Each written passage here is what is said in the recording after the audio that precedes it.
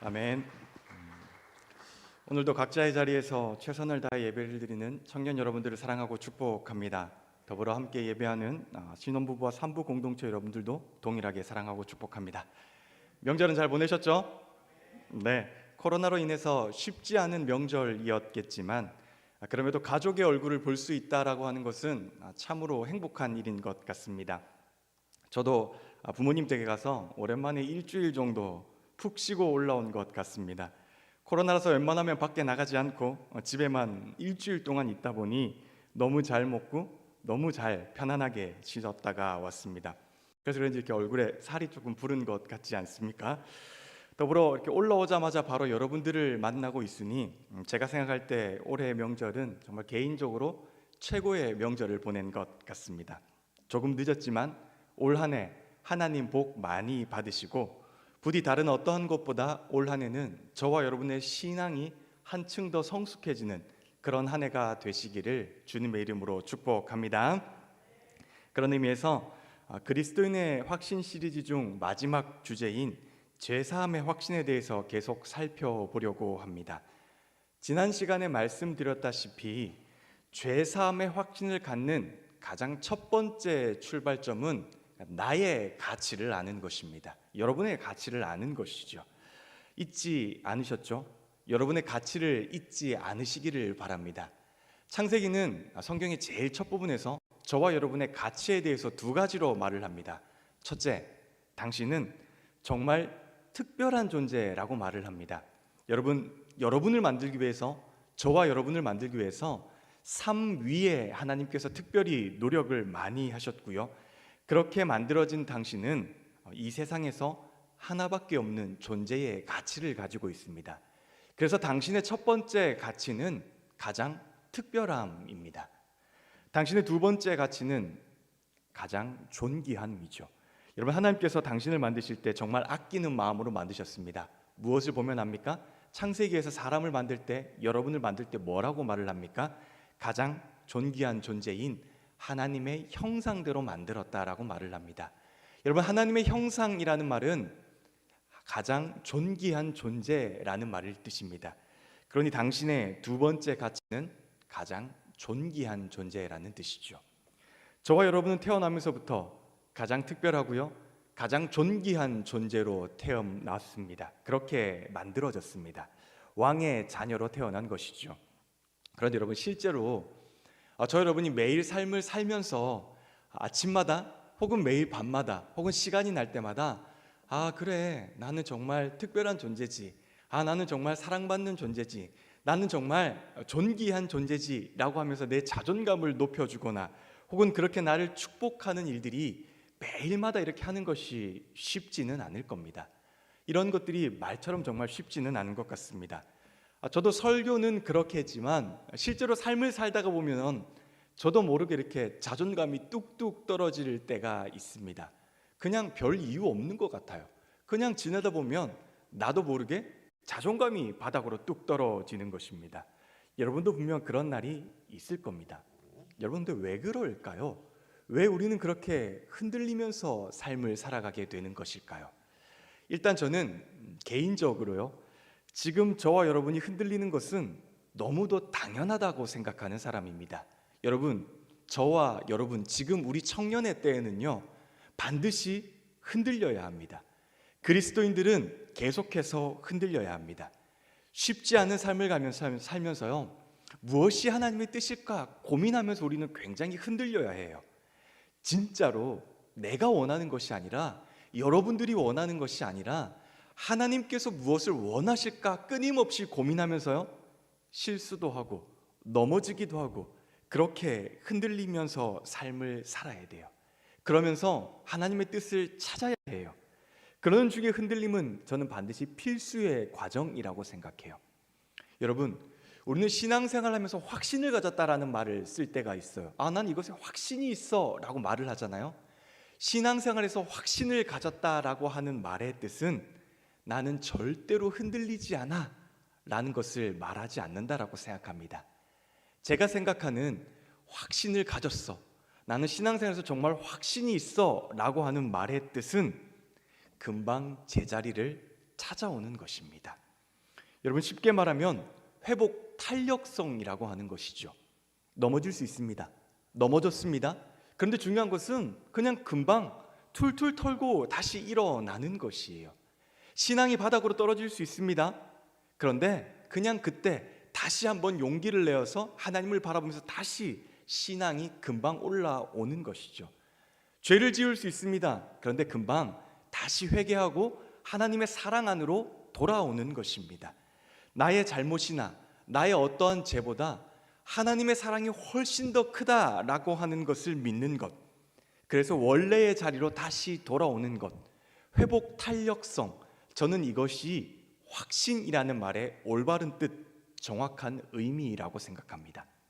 그런데 여러분, 우리가 원래의 자리로 돌아가려고 할 때, 하나님도 저와 여러분이 항상 원래의 자리로 돌아오기를 늘 바라시는 분이잖아요.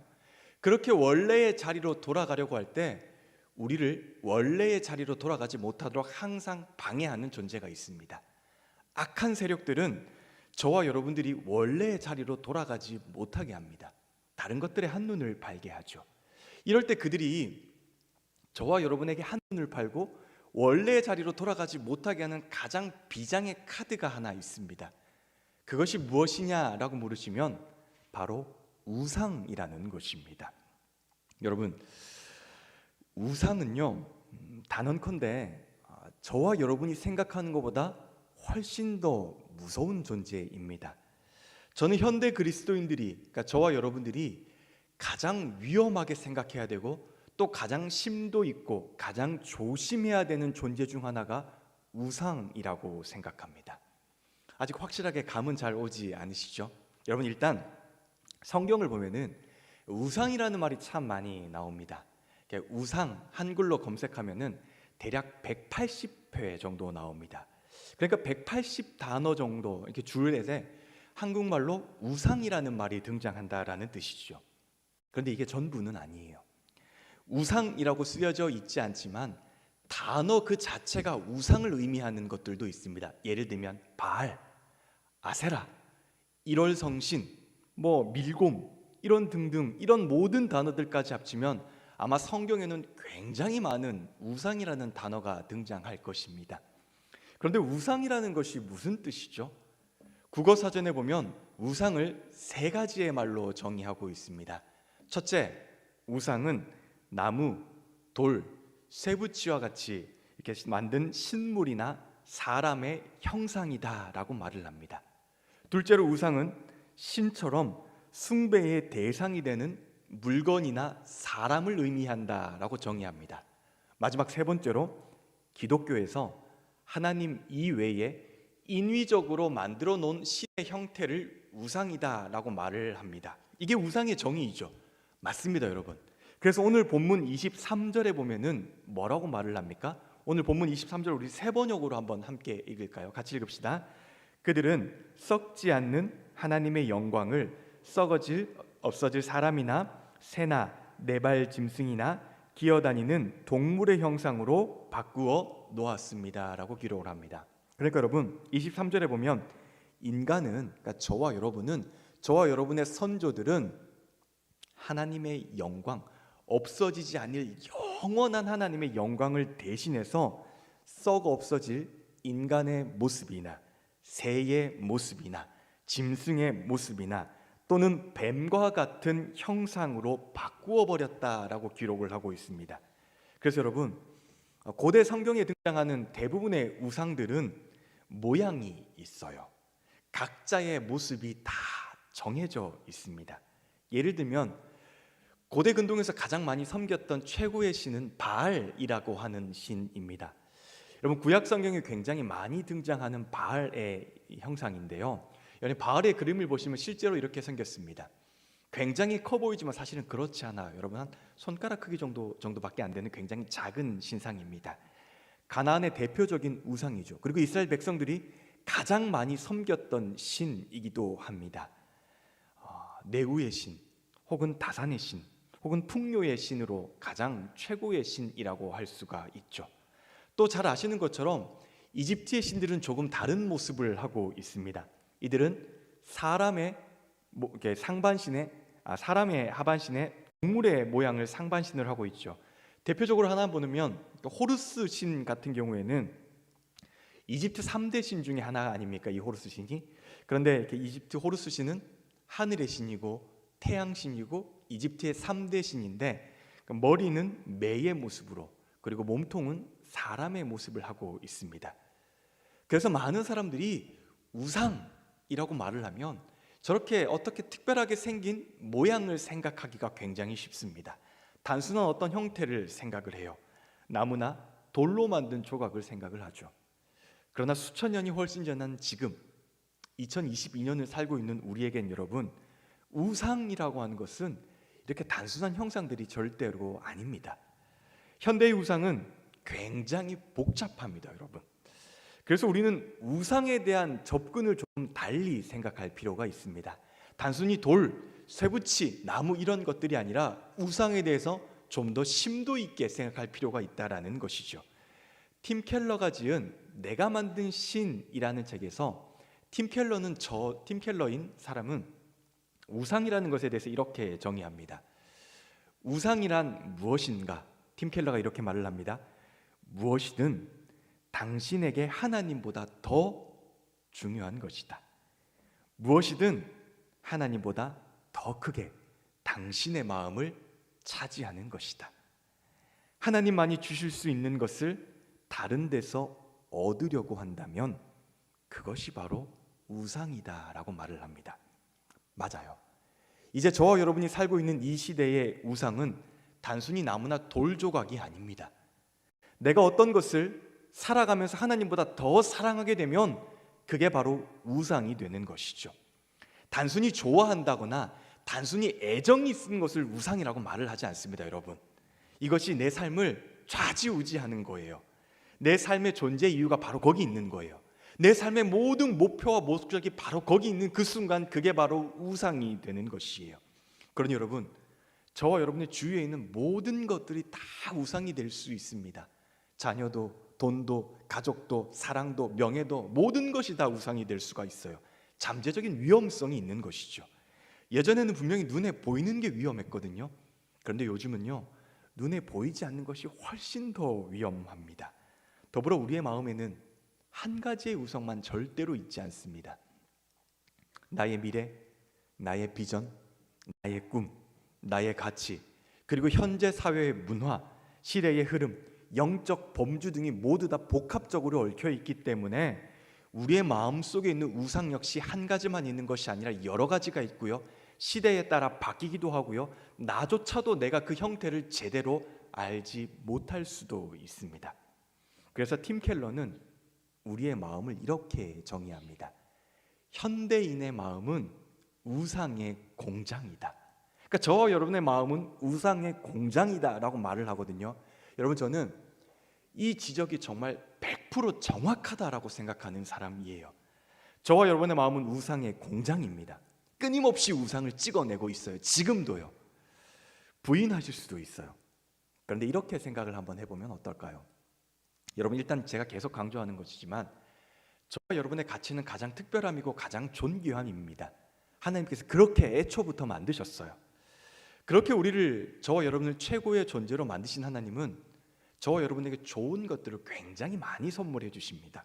이를테면 성공도 주시고요, 돈도 주시고요, 사랑도 주시고요, 가족도 주시고요, 또 명예도 주시고요 등등 좋은 것들을 굉장히 많이 허락해 주셨습니다. 여러분, 제가 말한 것 중에 혹시 나쁜 게 하나라도 있습니까? 없습니다. 다 좋은 것들입니다. 성공 자체가 언제 문제였던 적이 있습니까? 돈 그 자체가 문제였던 적이 있습니까? 사랑 그 자체가 문제였던 적이 있습니까? 없습니다, 여러분. 가정도, 외모도, 꿈도, 비전도, 내 소망도 사실은 모두 다 좋은 것들입니다.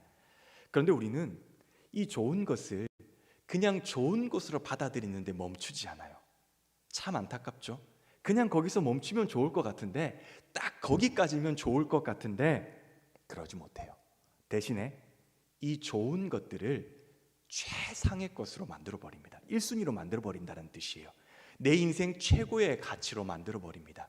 물론 분명 처음부터 우리가 그럴 계획은 아니었을 거예요. 어쩌면 처음은 관심이었을 수도 있어요. 그리고 그냥 애정이었을 수도 있어요. 또는 호기심이었을 수도 있어요. 그런데 시간이 지날수록 이렇게 생각하는 거죠. 아, 이게 조금만 더 있으면 내 인생이 좀 더 풍요로워질 것 같아. 이게 조금만 더 있으면 내 인생이 좀 더 완벽해지지 않을까? 이걸 조금만 내가 더 가지면 내 인생이 훨씬 더 안정감이 생길 것 같아. 그러면서 이렇게 고민하게 되죠.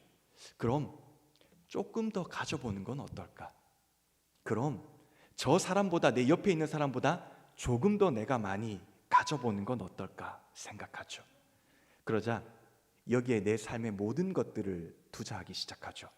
시간도 집어넣고요, 물질도 집어넣고요, 건강도 집어넣고요, 감정도 집어넣습니다. 그렇게 시간이 흐르면 나도 모르게 어느 순간 이게 내 삶을 지배하게 되는 것이죠. 여러분, 분명 하나님께서 최고의 1순위로 가치로 부여하신 것은 저와 여러분의 존재 그 자체예요. 그런데 우리는 이것을 최고의 존재에서 그냥 좋은 것으로 바꾸어 버립니다. 대신에 내가 생각하는 좋은 것 하나 혹은 여러 개를 가져와서 이것을 최고의 가치로 부여합니다. 내가 살면서 추구해야 될 제1의 목표가 되는 것이죠. 그렇게 자리가 뒤바뀌게 됩니다. 이제 성공이라고 하는 것은 그냥 좋은 것을 넘어서 내 인생의 제1의 가치가 됩니다. 돈 역시 좋은 것을 넘어서 인생의 최고의 목표가 됩니다. 사랑 역시 좋은 것을 넘어서 남자나 여자에게 목숨을 매게 됩니다. 좋은 것들이 정말 좋은 것이었는데 이제는 이것이 내 인생의 제1의 목표가 된 것이죠. 그렇게 내가 만들고 내가 부여한 그러한 것들이 내 인생에서 제1의 최고의 가치로 올라가게 되고 내 인생의 1순위가 되어버립니다. 하나님의 질서는 2순위가 되는 것이죠. 그래서 여러분, 저와 여러분이 신앙생활을 하다가 잘못하는 것들의 원인을 찾고 또 찾아보면 대부분은요, 이 우상과 관련이 있습니다. 로마서 1장 21절에서 22절은 사람의 마음을 이렇게 설명을 합니다. 우리 화면을 보면서 한번 같이 읽을까요? 같이 읽읍시다. 사람들은 하나님을 알면서도 하나님을 하나님으로 영화롭게 해 드리거나 감사를 드리기는커녕 오히려 생각이 허망해져서 그들의 지각 없는 마음이 어두워졌습니다. 사람들은 스스로 지혜가 있다고 주장하지만 실상은 어리석은 사람이 되었습니다. 본문이 말하는 게 뭡니까, 여러분? 우상을 섬기는 사람들의 첫 번째 특징은 하나님을 알면서도, 하나님을 모른다고 말하지 않습니다, 여러분. 하나님을 알면서도 하나님께 감사하지 못하는 존재가 되어버린다라고 말을 합니다. 여러분, 제가 자기 전에 5가지 감사의 제목으로 이렇게 일기를 쓰고 잔다라고 얼마 전에 말씀을 드렸지 않습니까? 자기 바로 직전에 책상에 앉아서 5가지 제목을 이렇게 생각나는 것들을 이렇게 쭉 노트에 적으면서 하나님께 감사합니다 라고 마침표를 맺고 잠에 듭니다. 그런데 여러분, 저도 이렇게 하루하루를 지내다 보면은 진짜 바쁜 날이 있잖아요. 정말 바쁜 날도 있고, 다음에 또 왜 하루를 지났는데 내가 뭔가를 되게 잘한 것 같은 날 있잖아요. 뭐 어깨에 이렇게 뽕이 이렇게 장착돼가지고 뭐 이렇게 막 올라간 날 있잖아요. 밤에 잘 때 기분이 되게 좋은 날, 뭔가 내가 많이 이룬 것 같은 날. 여러분, 그런 날은 특징이 무엇인 줄 아십니까? 책상에 딱 앉으면은 5가지 감사의 제목이 잘 생각이 안 나요. 진짜로요. 여러분, 하루 동안 베풀어 주신 하나님의 은혜가 얼마나 많겠습니까, 저한테. 여러분, 찬송가 304장의 저자인 레넌 목사님이 뭐라고 말을 하냐면, 레만 목사님이 이렇게 말을 하죠. 하늘을 두루마리 삼고 바다를 먹물 삼아도 하나님의 끝없는 사랑 다 기록할 수 없겠네라고 말을 하잖아요. 그런데 저는요, 책상에 앉아서 5가지 감사의 제목이 생각이 안 나는 거예요. 그래서 뭐 적는 줄 알아요? 물론 이게 나쁘다는 건 아니에요. 하나님, 오늘 탕수육 먹게 해주셔서 감사합니다. 하나님, 오늘 누구 만나게 해주셔서, 물론 좋은 감사이긴 한데 진심과 진정으로 어떠한 감사를 하는 게 아니라 그냥 감사의 제목을 찾기 위한 감사를 제가 드리고 있는 것이에요. 하나님을 주인으로 모시지 않고 내가 내 뜻대로 바쁘게 산 날, 혹은 내 인생이 내 안에 있는 우상이 내 속에서 1순위가 된 날은 감사를 드리는데도 뭔가 흐리멍텅한 감사를 드리고 있더라고요. 그래서 제가 그때 깨달은 게 무엇인지 아십니까? 우상이 나의 인생의 주인이 되면 내가 하나님을 알면서도 진짜로 하나님께 감사를 드리지 못하는구나. 진심으로 내 가슴 속에서 우러나는 감사를 하나님께 드리지 못하는구나. 그래서 본문이 우리에게 말을 하잖아요. 우상이 당신의 인생의 주인이 되면 당신의 생각은 허망해질 수밖에 없어요. 우상이 당신의 인생의 주인이 되면 당신의 마음은 결국 어리석음으로 가득 찰 거예요. 그래서 이런 우상들이 마음이 가득 차게 되면 결국 우리는 어리석은 사람이 되어서 성공과 실패, 행복과 슬픔이라는 정의를 모두 다 바꾸어 버리게 됩니다. 어리석은 사람이니까요. 이게 심각한 문제예요, 여러분. 여러분, 그리스도인에게 있어서 성공이라고 하는 게 뭡니까? 여러분에게 성공이 뭡니까?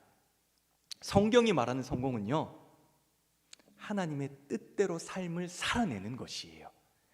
하나님께서 원하시는 삶을 잘 선택해서 그 길을 열심과 열정으로 걸어가는 것이 성공입니다. 그런데 성공 자체가 우상이 되는 순간 당신은 당신이 원하는 성공, 예를 들면은 남들보다 더 넓은 집에 살거나 남들보다 훨씬 더 좋은 차를 타거나 남들보다 통장에 잔고가 훨씬 더 많은 이런 것들을 성공이라고 생각하면서 이런 식의 성공을 위해서 당신의 모든 것들을 집어넣습니다. 돈도 시간도 모든 것들을 집어넣죠. 마지막엔 당신의 영혼까지도 갈아 넣습니다. 행복도 마찬가지예요. 여러분, 성경이 말하는 행복이라고 하는 것은 하나님과 함께 인생을 걸어가는 거예요. 좁은 길이죠, 험난한 길이죠, 무릉덩이가 있을 수도 있어요. 그럼에도 불구하고 하나님과 걸어가는 그 길이 행복이야 라고 성경은 끊임없이 말을 하고 있어요. 그런데 행복 그 자체가 여러분에게 우상이 되는 순간 당신은 몸도 마음도 시간도 모든 것을 투자해서 행복이라는 보이지 않는 감정을 잡으려고 합니다. 안간힘을 쓰죠. 보이는 한순간에 목말라 하기 시작합니다. 남에게 보여주기식 행복, 잘 나온 사진 한 장을 SNS에 올리면서 굉장히 뿌듯해하는 거죠. 그래, 이게 나의 모습이야. 그런데 여러분, 그렇지 않다라고 하는 것, 저와 여러분도 이미 잘 알고 계시는 것 아니겠어요? 그렇게 우상은 끊임없이 당신에게 우선순위를 바꾸라고 하고 정의를 바꾸라고 하고 결국 주인도 바꾸라고 합니다. 주인이 바뀌면 여러분, 그리스도인은 어떤 확신도 가질 수가 없습니다. 왜냐하면 그 확신은 첫 번째 시간에서 말씀드렸던 것처럼 거짓된 확신이기 때문입니다. 그러면 당연히 죄사함의 확신도 가질 수가 없는 것입니다. 수년 전의 일이었어요. 물론 지금도 여러분, 제 마음속에서 우상이 저를 참 괴롭힐 때가 많습니다. 저도 완벽한 사람은 아니기 때문에. 그런데 여러분, 지금은 조금 인정하는데요, 그 당시 저의 우상이 무엇이었냐라고 물으면 완벽함이었어요. 저는 완벽하고 싶었어요. 하나님께서 사람 누구에게나 이렇게 완벽을 추구하는 좋은 마음을 주셨잖아요. 실수하지 않으려고 하는 마음, 실패하지 않으려고 하는 마음, 이런 것들이 좋은 마음이잖아요, 사실은. 그런데 제가 이것을 최상의 가치로 바꾸어 버렸습니다. 사실 우리는 모두 다 인생에서 완벽한 사람이 없다는 것을 알고 있어요. 저라고 모르겠습니까? 당연히 압니다, 저도. 그런데 이 완벽함이 저의 우상이 되니까 아무것도 보이지 않더라고요. 실수하고 싶지 않았어요. 실패하고 싶지 않았어요.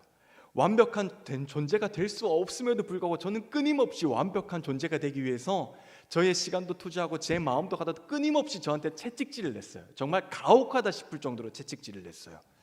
그리고 이것이 저의 우상이 되어버렸습니다. 시간이 조금 지났어요. 그러던 어느 날 죄를 지었어요. 물론 그 전까지 죄를 안 지은 건 아니에요, 여러분. 눈에 띄는 큰 죄를 하나 짓고 말았습니다. 그때 저의 완벽함에 흠집을 냈다라고 생각을 했어요. 그러니까 제가 너무 싫은 거예요. 제가 너무 미운 거예요. 그냥 싫다 밉다의 감정이 아니에요, 여러분. 시간이 지날수록 내가 내 자신을 어떻게 생각하냐면 증오하게 되더라고요. 상당한 시간이 흘렀음에도 불구하고, 그리고 저라도 이제 교육자니까 많은 분들이 이렇게 죄에 대해서 설교를 많이 듣고 저도 또 보고 할 거 아니에요. 죄사함에 대한 여러 설교를 들었음에도 불구하고 제가 뭐라고 말했는 줄 아십니까? 이렇게 말을 했어요. 그래, 하나님께서는 나를 용서하신 건 알겠어. 그런데 내가 나를 용서 못하겠어. 여러분은 어떻게 느끼실지 모르겠는데 이거 정말 소름 끼치는 말이거든요. 하나님께서 용서하신다라고 하는데 제가 안 된다라고 하는 중입니다. 왜요? 왜 안 되는 겁니까? 하나님의 인정보다 우상의 인정이 훨씬 더 저에게는 중요하기 때문이에요. 완벽함이 있어야 나는 더 괜찮은 사람이 될 수 있고, 완벽함이 있어야 내 인생 훨씬 더 빛나는 사람이 될 수 있다라고 생각했기 때문이에요. 그래야 나의 가치가 완성될 것이라고 생각했기 때문이죠. 그래서 하나님의 용서하심으로는 내 삶에 만족이 안 되는 거예요. 그분의 은혜가 내 삶에 만족이 안 되는 거예요.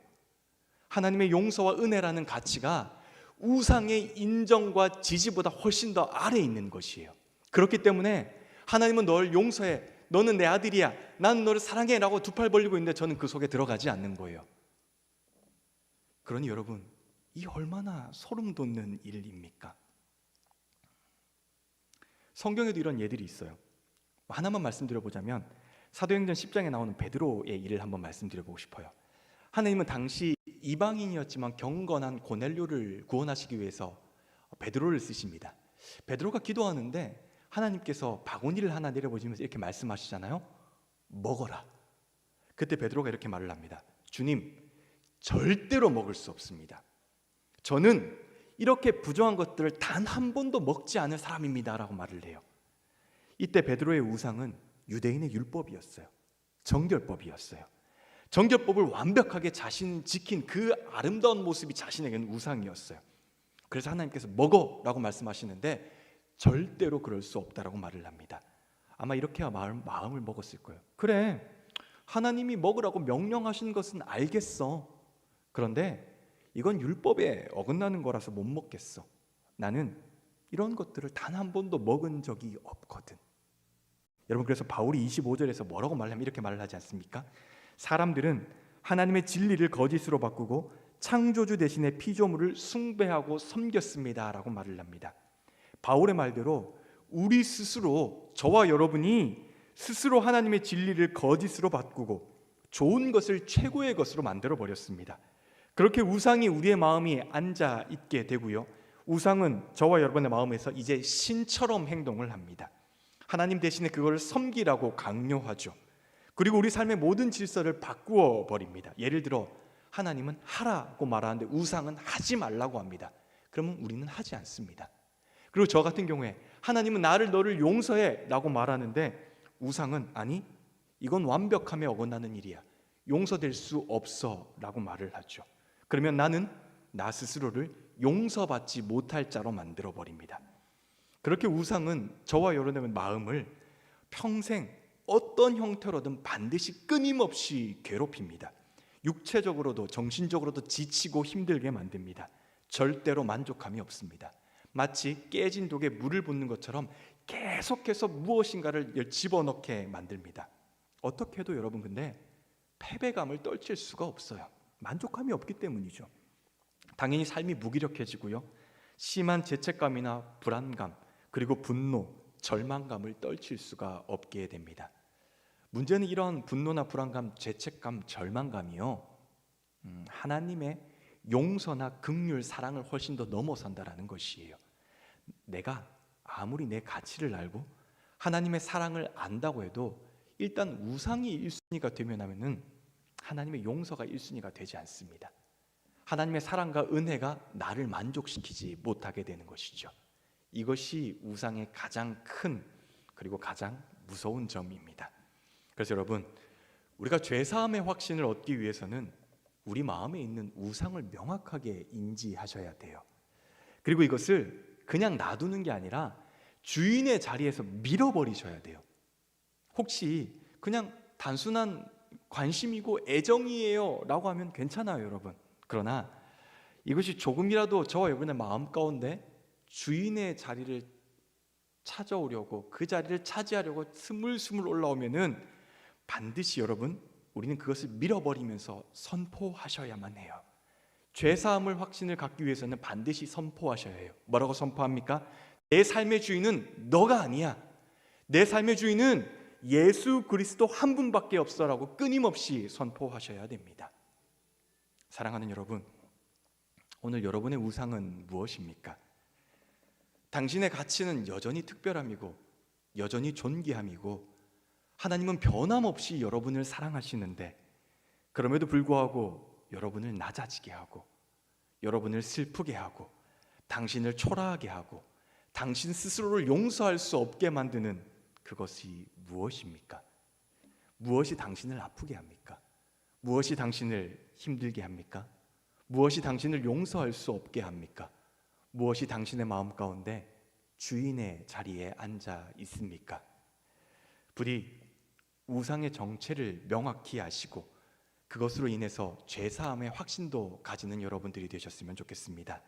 오늘 하루 그리고 살아가면서 많은 시간을 들여서 하나님의 자리를 훔치고 있는 것이 무엇인지에 대해서 깊게 생각하시고, 나의 죄보다 나의 실수보다 하나님의 사랑이 훨씬 더 크다라고 하는 것을 고백하시면서 그렇게 삶을 살아가는 저와 여러분들이 되시기를 주님의 이름으로 축복합니다. 기도하겠습니다. 하나님 감사합니다. 우리가 살아가는 동안에 하나님께서 우리에게는 좋은 것들을 주셨는데 우리는 끊임없이 이 좋은 것들을 최고의 것으로 만들어 버렸습니다. 그렇게 하나님께서 주신 질서를 무시하고 내 욕심과 나의 이기심으로 하나님, 우상을 내 인생의 주인으로 섬길 때가 많이 있습니다.